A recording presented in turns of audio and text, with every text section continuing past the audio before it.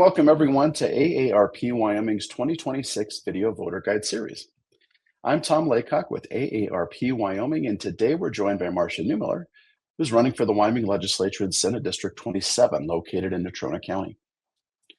AARP has a proud 40-year history of nonpartisan voter engagement and does not endorse or oppose candidates, nor does AARP make contributions to campaigns or candidates at any level. Instead, we ask questions so our members understand where the candidates sit on important issues and can make their own decisions on Election Day. Today, I'll ask Ms. Neumiller 3 questions allowing for a 1 minute and 30-second response to each. Then we'll give her 2 minutes to deliver her pitch to the voters of Senate District 27. So Ms. Neumiller, our first question is this. Recent AARP survey data suggests 80% of older adults wish to age in their homes and communities as they get older. If elected, what would you do to ensure older Wyoming residents can stay in their homes and communities as long as they want? Great. Well, Thomas, I want to first thank you and AARP for getting these important issues out in front of the voters and letting us candidates speak to the voters directly and sharing our thoughts on these important issues, because it is very important for all of our aging community members to know the issues and how their elected officials are going to help them in the upcoming legislative sessions. So most older Wyoming residents want to remain in their homes and communities, and I believe public policy should support that goal. If elected, I would prioritize services that make aging in place possible: in-home care, caregiver support, transportation, home delivered meals, and access to telehealth and rural health providers. I would also support efforts to strengthen the direct care workforce, because families cannot keep loved ones at home if there are not enough workers available to provide help. In addition, I would look for practical ways to expand home modification and repair programs so that older adults can safely remain in their homes. I also believe family caregivers deserve more recognition and support. Many are balancing jobs, children, and caregiving responsibilities with little assistance. I would work to improve access to respite care, caregiving training, and better coordination of services so families could find the help that they need before a crisis. Thank you. Our second question for today. AARP Wyoming's 2023 Vital Voices survey and our 2025 member survey show that our members are seeking candidates who will help protect them from fraud and scams. In recent years, we've seen scammers evolve to using crypto ATMs and deed fraud to separate Wyoming residents from their cash. How would you work to protect older adults from fraud and scams? So it doesn't just affect our older residents, but it affects all of our residents. And I think we should start definitely at the Secretary of State's office in helping us get that information out to the public. And fraud and scams are hitting older adults harder every year, and criminals are constantly changing their tactics. Wyoming needs a stronger, more coordinated response. And if elected, I would support better public education on emerging scams, including the crypto ATM fraud, deep fraud, impersonation scams, and online financial exploitation. Prevention starts with awareness, and we should make sure that older residents, families, financial institutions, and local officials all know what warning signs to look for. I would also support stronger enforcement and better reporting systems so suspicious activity can be identified and addressed more quickly.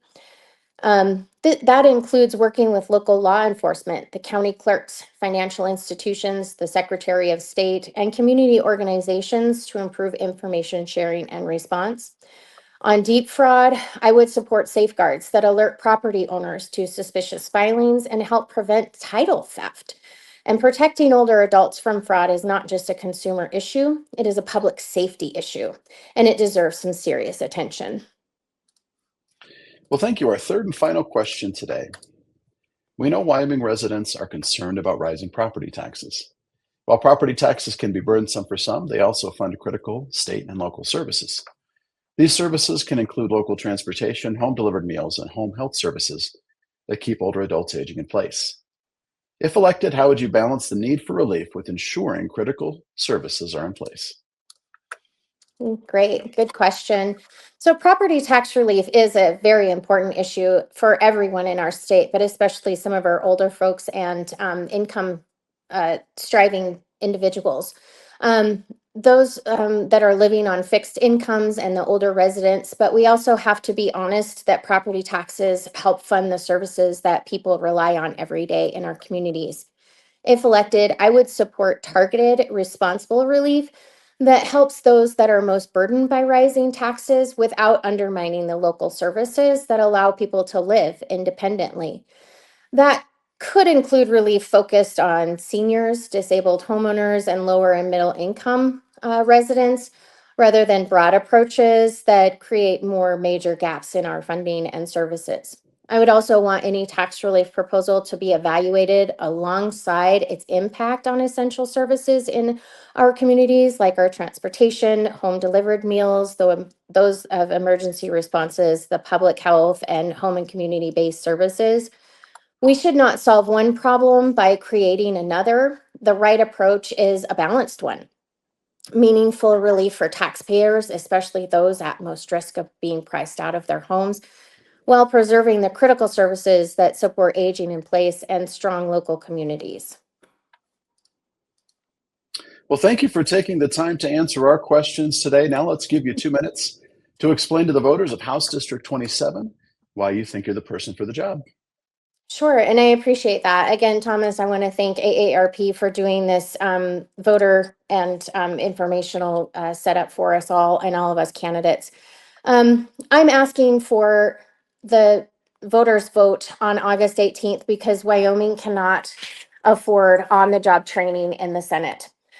We need a senator who is ready on day one, who understands the law, and who can give this job full time and full attention that it demands. Let's be honest about where we are.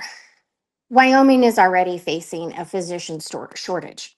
Even here in Casper, families are struggling to find timely access to medical care. Our workers and small businesses are also being squeezed by the high cost of insurance. And those are not just talking points. Those are real problems hurting real people across our state. So the question is simple. Who is the best prepared to serve in the Senate and fight for solutions? I work in the law every day. This is my profession. This is my training. And I understand how laws are written, how they connect, and how one bad policy decision can affect families, businesses, and communities across Wyoming. I know how to study the issues and prepare for the floor, work through committee, and build the relationships necessary to get the results that we need in Wyoming. And just as important, I have the time to do the job right. The legislature requires a major commitment, not just doing a 40-day session, but in the weeks of committee work, research, and the coordination that follows. And also meeting with every voter that wants to take my time, I'm willing to give it. Wyoming does not need a senator distracted by another profession when our state needs full focus and immediate action. We need our doctors treating patients, we need insurance professionals addressing costs and coverage, and we need a senator who's skilled in the law and whose attention is on the people of this district. I have the experience, the relationships all throughout the state, and the commitment to hit the ground running. If you want a senator who is prepared, focused, and ready to fight for real solutions, then I would appreciate your vote on August 18th. Well, thank you, Ms. Neumiller. We appreciate your time. We appreciate the time of those who joined us today for this video voter guide. We encourage you to keep checking Cowboy State Daily and AARP Wyoming's Facebook page for more voter guides in the days to come.